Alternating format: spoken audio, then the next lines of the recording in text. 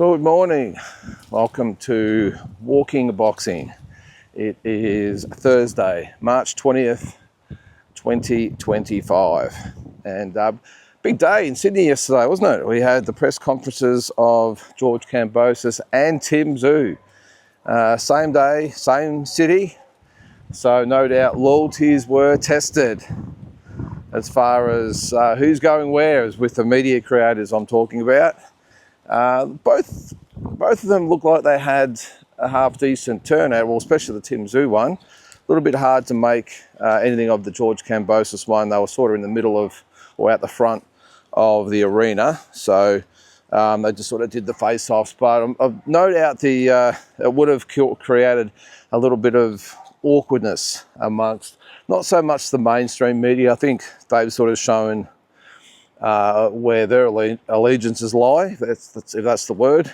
They were very prominent at the Tszyu press conference, but again, it was really sort of hard to see what was going on at the George press conference. Initially, Eddie Hearn not happy because George Kambosos didn't turn up to the official press conference, which is really strange. Apparently there was a misunderstanding. I don't know. George apparently didn't know anything about it, and you would think that the main event fighter would know about a press conference, or someone at his team would know, but he didn't turn up, and Eddie said it was very disrespectful. Not sure it was disrespectful, it was just one of those things. But yeah, as I said, wouldn't you think that the main event fighter, Australia's apparently biggest name in the sport, would know when there's a press conference on, what, three days out from the fight? So very, very bizarre. But he did turn up to the one at the gym. So yeah, Tszyu's press conference with Tszyu-Spencer was, I can't remember what, I think it was the Legends Gym or something, I think it was. And George Kambosos was, maybe it was the other way around, some other gym, I can't remember. But either way, they were on the same day, I'm not sure about the actual same time, but there would have been a few, media creators out there who would have just thought, shit, which one am I going to go to?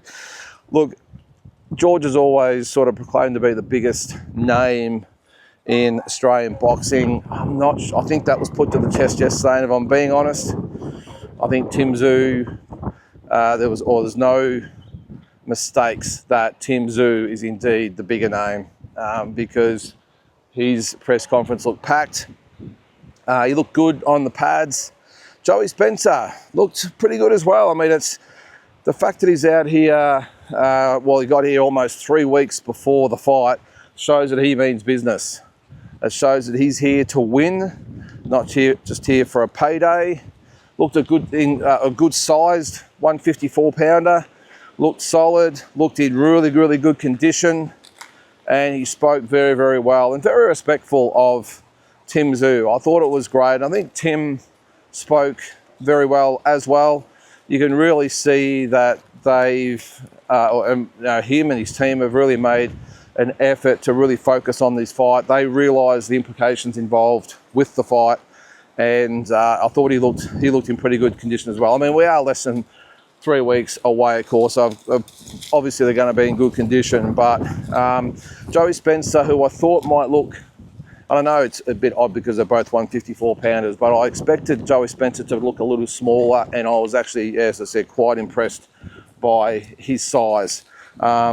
And I think he's going to match up very well against Tszyu. So they faced off, just the usual thing for the cameras, no spite there. I mean, they are both very respectful fighters, aren't they? They don't normally, either one of these guys, get involved in the trash talk and all that sort of stuff. So I thought it was good.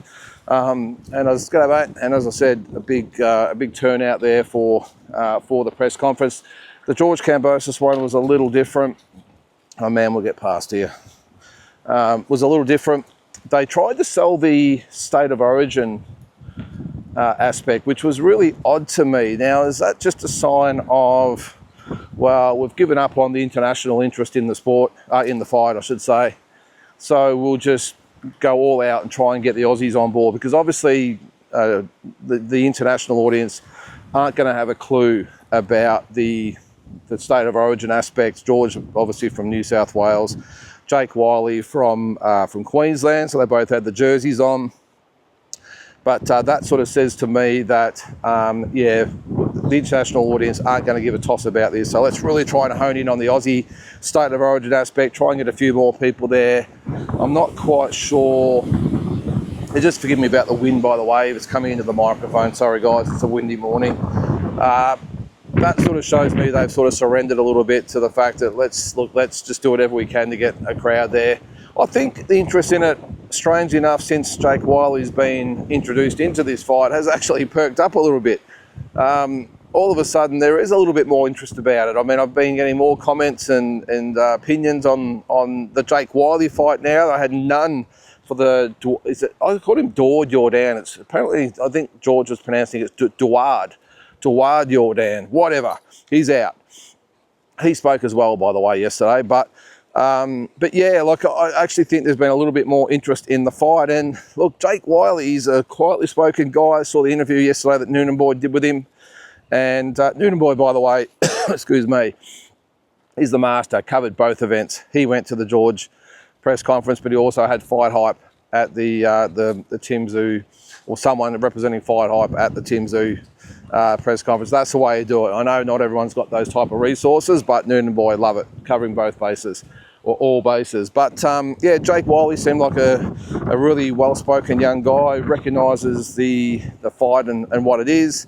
I think it's been well publicised that he was actually going to the fight. He was in Sydney for a training camp or a sparring session or something with his trainer Luke Meldon, and they decided to go to the fight. They bought tickets and got the call Sunday night. So this is when it all went down. We of course heard about it sort of Monday afternoon. It actually went down Sunday night. He got the phone call from his manager Steve Della and said, "What do you reckon?"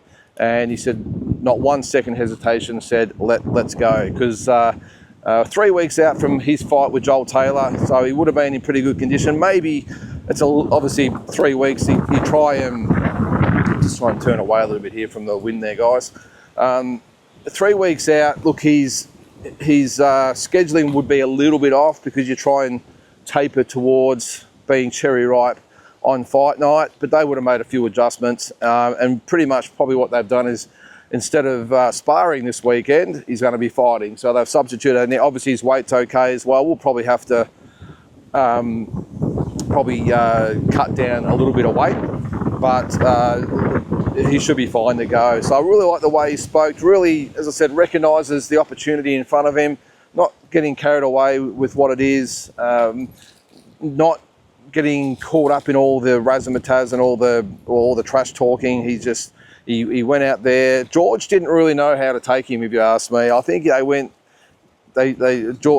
Hearn sort of brought the two guys together, and I'm not sure George Kambosos knew how to take Jake Whyllie. I mean, Jake walked out and just, "G'day, George.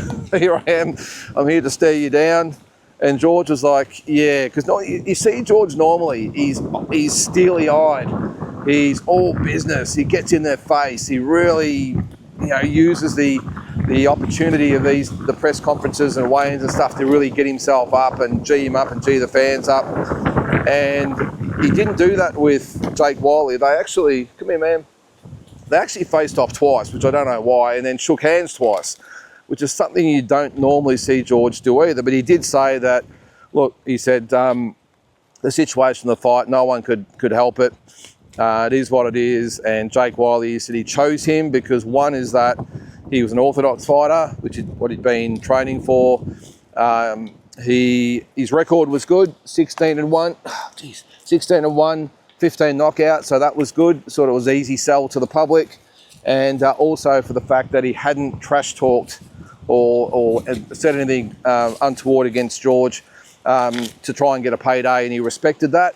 So he said, "I'll take this guy on." That's probably in the end what maybe went against John Manu a little bit, because John Manu probably was, well, as much as probably a lot of us wanted him to maybe him to be the one, probably didn't do himself any favours by really getting on social media and getting into George Kambosos. And that's probably a lesson to a lot of fighters out there. Hey, if you keep winning and you keep calling out guys like George Kambosos, but you do it respectfully, and you keep winning and you just keep in your lane, as they say, that these opportunities come. Because you would have thought, I know the Southpaw thing went against John Manu, but you would have thought that they would have sat down and looked at both of those guys and said, well, apart from the Southpaw thing, hey, this guy's been respectful of us, this guy's had all sorts of things to say about it, so he can get stuffed. He's not getting the payday and getting the attention and getting his opportunity. So it just might be a little bit of a lesson to people out there. Similar story a little bit with, I remember when Stevie Spark stepped in for Michael Zarafa, and he had a similar thing as well. Steve Spark respectfully just jumped at the opportunity and hadn't said anything about, well, they were 2 divisions below each other, so maybe that had something to do with why Stevie Spark had never talked smack about him, but I think it didn't do him any harm when it came to selecting a new opponent. So look, I think we've got a fight. Can George Kambosos get up for the fight? Does he go out there and just think it's going to happen for him, or does he really have to reset and take Jake Whyllie a little more serious than what maybe he might have if they had another fight lined up? So yeah, it's going to be a good one. All of a sudden, the first fight with Jordan I didn't really care about. This fight I'm actually looking forward to, and I think Jake Whyllie, I've just got so much respect for Luke Meldon and Steve Della that I think he's going to come and bring it, will Jake Whyllie. So should be a good event on Saturday night. And then, as I said before, with Tszyu, Tszyu-Spencer, haven't really lost anything physically. You can see with Tszyu, looked really sharp on the floor to ceiling bag. And as I said before, Tszyu-Spencer looked pretty impressive as well. I know he was only on the punching bag. I've seen him fight probably 3 or 4 times. I've always been a little bit worried about the skill set. We know he's ready, willing and able. He can punch, he has a crack, he's tough, loves to take it up to his opponents. I just worry about the skill set and whether it's going to be enough against a sharpshooter like Tszyu. That's my only worry with, and look, maybe that's why they've chosen him. Well, probably is the reason they've chosen him. He's going to give Tim a fight. But in my opinion, I just don't think he's going to be able to go with Tim. If Tim fights the right fight, and I think Tim made mention of that yesterday, that he doesn't plan, come here man, this way, that he doesn't plan to go out and trade with Tszyu-Spencer. He did say that, or someone said, what does he plan to do differently? He said, well, I'm not going to go out there and throw punches like an idiot. So I think you're going to see a real measured Tszyu, a real calculating Tszyu. He's really going to take his time and let Tszyu-Spencer come to him and then pinpoint him with counter punches. So he just sounded probably a little bit like the Tszyu of about 2 years ago. And I think, they say everything happens for a reason. Maybe last year was just a example for him to reset and get back to what got him up to the level at the end of 2023. So anyway, that will all play out in another, just over 2 weeks. So, but I thought it was, fascinating yesterday with those 2 press conferences together, and whether some media creators might be on someone else's shit list for not turning up. But anyway, a little bit more, a little bit more on the TKO Boxing League. Now, there's been plenty said about it in the last sort of week or 2, but there has been some leaked documents about the details of it. Now, Oscar De La Hoya's actually had a little bit more to say about it, still waiting on his clapback, which will be epic, I would imagine, considering his relationship with Dana White. But he thinks that not only will it not work in the boxing scene, he reckons that the UFC fighters might be really put out about this as well, because the boxers are still going to have to get paid, and they're going to get paid a lot more than UFC fighters. Now, Dana might have other plans for that, but it's not going to work, especially if you've still got the Oscars and Eddies and Bob Arums out there willing to pay the fighters what they deserve. You might find that a lot of the fighters will not want to sign with TKO Boxing, but also the UFC fighters might revolt, and who knows what might happen there. But the contracts for the first up fighters have been released, just some details, and it probably is an indication of they're aiming for younger fighters and inexperienced fighters, fighters sort of on the up, because I've got a few details here. So this is the contract. So it says The contract stipulates that purses will be increased based on the fighter's ability to crack the top 10 of the company, which is TKO League, and climb the rankings. So this is how it works. They get a $5,000 sign-on bonus, which is, like pocket change to, for a professional fighter. But anyway, they get a $5,000 sign-on fee. Then, in a 10-round fight with an unranked fighter, they get paid 20 grand. No, I'm not joking. This is what it's going to be. So $20,000 if the fighter is in a 10-round fight and they are unranked. If they are ranked number 5 to 10 in the organisation, they'll get paid $50,000 for a 10-rounder. Then if they're number 3 or 4 with the organisation or the league, they get $125,000. And if they challenge for the championship, the TKO championship, they'll get $375,000. And if they defend that championship, they'll get $750,000. So depends. Look, it depends on what division you're in and what your standing is and all that sort of stuff. Apparently, they're only going to have the original weight division, so that's going to cause some issues in itself with fighters either having to put on weight to go up or really melt themselves down to make the weight on the other hand as well. So there's some issues there, but that seems to be, well, that is elite contract with the new TKO Boxing League. And just quickly, I forgot to mention before with George Kambosos talking about cutting weight, that was apparently Duard Jordan's excuse that he was cutting weight too much or too early. Cutting weight's not something you do really until the last sort of couple of days. So I'm not sure why a week out he was all of a sudden drastically trying to cut weight. It doesn't make a lot of sense. But anyway, I'm sure that will play out as well. He did speak, and that is apparently the company line, is that he was cutting weight and he went too hard and he had to be hospitalised. Straight out of hospital, by the way, but that's sort of what they're saying. But anyway, so, yeah, all right, so getting back to the Boxing League. So will still have to play out. I am not sure whether this is going to be enough to get the fighters over to the Boxing League. Now, I know with Turki Al-Sheikh and Dana White involved, of course, yes, the odds are it's going to work in some capacity, but all it looks like we're going to have at this stage is a 5th world title belt to add.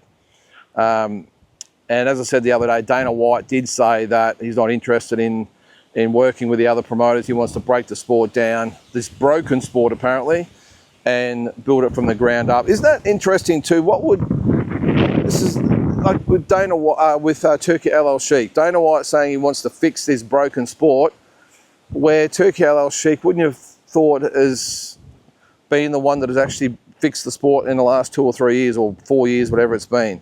I wonder how he would react to Dana White saying that he's going to fix the broken sport, when I don't think the sport's ever been more healthy as far as paydays and quality of fight. So anyway, it's an odd relationship between all concerned.